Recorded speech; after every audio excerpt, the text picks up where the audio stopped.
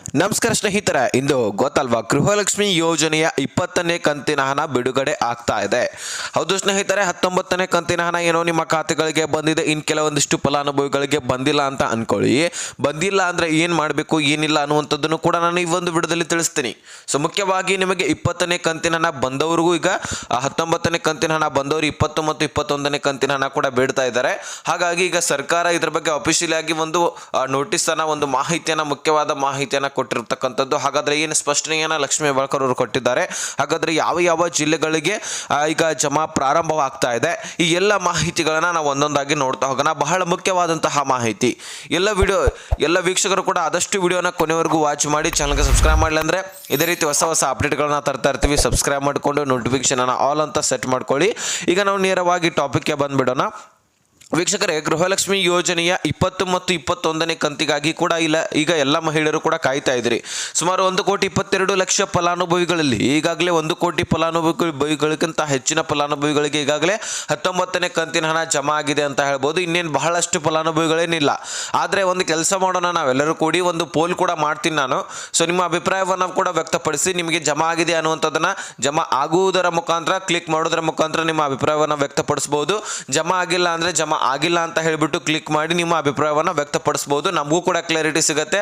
ಅಲ್ಲಿ ನೀವು ಕೂಡ ನೋಡಿಕೊಂಡು ಹೆಚ್ಚಿನ ಪ್ರಮಾಣದಲ್ಲಿ ಜಮಾ ಆಗಿದೆಯಾ ಅಥವಾ ಕಡಿಮೆ ಪ್ರಮಾಣದಲ್ಲಿ ಜಮಾ ಆಗಿದೆ ಅದ್ರ ಬಗ್ಗೆ ನೀವು ಕ್ಲಾರಿಟಿಯನ್ನು ಪಡ್ಕೊಳ್ಬಹುದು. ಓಕೆನಾ? ಸೊ ಆ ಒಂದು ಕೆಲಸವನ್ನು ನಾವು ಇವತ್ತು ಮಾಡೋಣ. ಅದರ ಬಗ್ಗೆ ನಾನು ಪೋಲ್ ಕೂಡ ಮಾಡ್ತೀನಿ. ಅಲ್ಲಿ ನಿಮ್ಮ ಅಭಿಪ್ರಾಯವನ್ನು ತಿಳಿಸಿ, ಅದೇ ರೀತಿಯಾಗಿ ನಿಮ್ಮ ಜಿಲ್ಲೆಯನ್ನು ಕೂಡ ಕಮೆಂಟ್ ಮಾಡಿ ತಿಳಿಸೋದನ್ನು ಮರಿಬೇಡಿ. ಇನ್ನು ಇವತ್ತು ಬೆಳಿಗ್ಗೆ 10:30ಕ್ಕೆ ನಿಮಗೆ ಗೃಹಲಕ್ಷ್ಮಿ ಯೋಜನೆಯ 20ನೇ ಕಂತಿನ ಹಣ ಈ ಒಂದು ಜಿಲ್ಲೆಗಳಿಗೆ ಹಣ ಬರ್ತಾ ಇದೆ. ಹೌದು ಸ್ನೇಹಿತರೆ, ಸುಮಾರು 2,500 ಕೋಟಿ ಫಂಡ್ ಅನ್ನ ರಿಲೀಸ್ ಮಾಡಿಕೊಂಡಿದೆ ಮಹಿಳಾ ಮತ್ತು ಮಕ್ಕಳ ಕಲ್ಯಾಣ ಇಲಾಖೆ. ಹೌದು, ಈಗಾಗಲೇ 19ನೇ ಕಂತಿಗೋಸ್ಕರ 2,500 ಕೋಟಿ ಹಣವನ್ನು ರಿಲೀಸ್ ಮಾಡಿಕೊಂಡಿತ್ತು ಫೆಬ್ರವರಿ ತಿಂಗಳಿಗೆ. ಇನ್ನು ಮಾರ್ಚ್ ತಿಂಗಳ 20ನೇ ಕಂತಿನ ಹಣ ಈಗ 2,500 ಕೋಟಿ ಫಂಡ್ ಅನ್ನ ರಿಲೀಸ್ ಮಾಡ್ಕೊಳ್ತಾ ಇದೆ. ಅದಕ್ಕೋಸ್ಕರ ನಿಮಗೆ ಈಗ ರಿಲೀಸ್ ಮಾಡಿಕೊಂಡ್ರೆ ನಿಮ್ಮ ಖಾತೆಗಳಿಗೆ ಹಣ ಜಮಾ ಮಾಡಲಿಕ್ಕೆ ಪ್ರಾರಂಭ ಮಾಡಲಿದೆ ಅನ್ನೋದ್ರ ಬಗ್ಗೆ ಮಾಹಿತಿ ಸಿಕ್ಕಿರ್ತಕ್ಕಂಥದ್ದು. ಅದೇ ರೀತಿಯಾಗಿ 20ನೇ ಕಂತಿನ ಹಣ ಕೂಡ ಕೇಳ್ತಾ ಇದ್ರಿ. ಯಾಕಂದ್ರೆ ಬಹಳಷ್ಟು ಮಹಿಳೆಯರು ಒಂದು ವಿಚಾರವನ್ನ ಇಟ್ಕೊಂಡಿದ್ದಾರೆ, ತಮ್ಮ ಮಕ್ಕಳ ಶಾಲಾ ಫೀಸ್ಗಳನ್ನ ಕಟ್ಟಲಿಕ್ಕೆ. ಯಾಕಂದ್ರೆ ಈಗ ಜೂನ್ 10 ಹೊಸ ಈಗ ವಿದ್ಯಾರ್ಥಿಗಳು ಮುಂದಿನ ತರಗತಿಗೆ ಹೋಗ್ತಾ ಇರ್ತಾರೆ. ಅಲ್ಲಿ ಶಾಲಾ ಫೀಸ್ಗಳನ್ನ ಕಟ್ಟಬೇಕಾಗಿರುತ್ತೆ. ಹಾಗಾಗಿ ಈ ವಿದ್ಯಾರ್ಥಿಗಳಿಗೆ ಹೊಸ ವರ್ಷ ಅಂತ ಹೇಳ್ಬೋದು ಇದನ್ನ.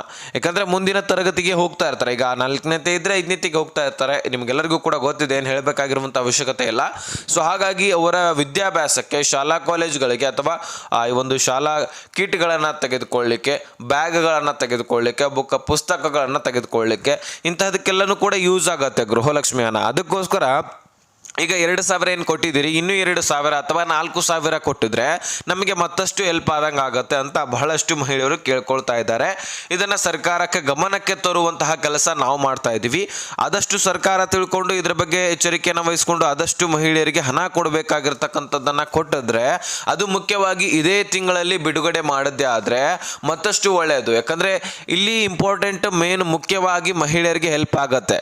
ಯಾಕಂದರೆ ಬಹಳಷ್ಟು ಮಹಿಳೆಯರ ಮಕ್ಕಳಿರ್ತಾರೆ, ಆ ವಿದ್ಯಾಭ್ಯಾಸಕ್ಕೆ ಕಲಿಕೆಯನ್ನು ಮಾಡ್ತಾ ಇರ್ತಾರೆ. ಅವರೆಲ್ಲರಿಗೂ ಕೂಡ ಮುಖ್ಯವಾಗಿ ಹೆಲ್ಪ್ ಆಗಿಬಿಡುತ್ತೆ. ಆದಷ್ಟು ಬೇಗನೆ 20ನೇ ಕಂತಿನ ಹಣ ಕೂಡ ಈಗ ರಿಲೀಸ್ ಮಾಡ್ತಾ ಇದ್ದಾರೆ. ಇನ್ನು 21ನೇ ಕಂತಿನ ಹಣ ಕೂಡ ಅತಿ ಶೀಘ್ರದಲ್ಲಿ ಬರ್ತಕ್ಕಂತಹ ಮಾಹಿತಿ ಸಿಕ್ಕಿರ್ತಕ್ಕಂಥದ್ದು. ಆದರೆ ಅದು ಜೂನ್ನಲ್ಲಿನೇ ಬಿಡುಗಡೆ ಆಗುತ್ತೆ. ಈ ತಿಂಗಳಲ್ಲಂತೂ ಆಗೋದಿಲ್ಲ. ಈ ತಿಂಗಳಲ್ಲಿ ಇನ್ನೇನು ಮುಗಿಲಾಕ್ ಬಂತು.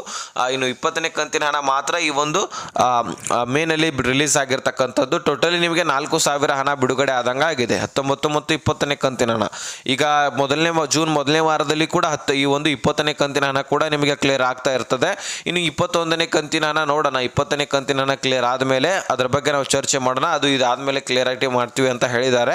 ಸದ್ಯಕ್ಕೆ 2,500 ಕೋಟಿ ಫಂಡ್ ಮಾತ್ರ ರಿಲೀಸ್ ಮಾಡ್ಕೊಂಡಿರ್ತಕ್ಕಂಥದ್ದು. ಯಾಕಂದ್ರೆ 20ನೇ ಕಂತಿನ ಹಣ ಮಾತ್ರ ಹಾಕೋದಕ್ಕೋಸ್ಕರ. ಹಾಗಾದ್ರೆ ನಿಮಗೆ 2,000 ಮಾತ್ರ ಇನ್ನೂ ಬರ್ತದೆ. ಯಾರಿಗೆ ಇನ್ನು 19ನೇ ಕಂತಿನ ಹಣ ಬಂದಿಲ್ಲ, ನಾನು ಈಗಾಗಲೇ ಹೇಳಿದ್ದೀನಿ ಸಾಕಷ್ಟು ವಿಡಿಯೋಗಳಲ್ಲಿ, ನಿಮ್ಮ ಬ್ಯಾಂಕ್ ಅಕೌಂಟ್ಗಳನ್ನು ಚಾಲ್ತಿ ಮಾಡಿಸ್ಕೊಳ್ಳಿ, ಕ್ಲಿಯರಿಟಿ ಮಾಡ್ಕೊಳ್ಳಿ. ನಿಮಗೆ ಚಾಲ್ತಿ ಇದೆಯಲ್ಲ ನೋಡ್ಕೊಳ್ಳಿ, ಅಮೌಂಟ್ ಟ್ರಾನ್ಸಾಕ್ಷನ್ ಮಾಡಿದಿರಲ್ವ ನೋಡ್ಕೊಳ್ಳಿ. ಇದೆಲ್ಲ ಕೂಡ ನಾನು ಹೇಳಿದ್ದೀನಿ. ಇದನ್ನು ಹೊರತುಪಡಿಸಿ ಏನೇ ಕ್ವಶನ್ಸ್ ಕೇಳೋದಿದ್ರು ಸಹಿತ ಡಿಸ್ಕ್ರಿಪ್ಷನಲ್ಲಿ ಇನ್ಸ್ಟಾಗ್ರಾಮ್ ಲಿಂಕ್ ಇರುತ್ತೆ. ಬೇರೆ ನಿಮಗೆ ಪ್ರಾಬ್ಲಮ್ ಆಗಿರುತ್ತೆ, ಅದರ ಬಗ್ಗೆ ನನಗೆ ಕ್ವಶನ್ ಕೇಳ್ಬೋದು. ನಾನು ನಿಮಗೆ ಅಲ್ಲೇ ಮೆಸೇಜ್ ಮಾಡಿ ರಿಪ್ಲೈ ಮಾಡಿ ಕ್ಲಿಯರಿಟಿ ಕೊಡ್ತೀನಿ. ಓಕೆನಾ?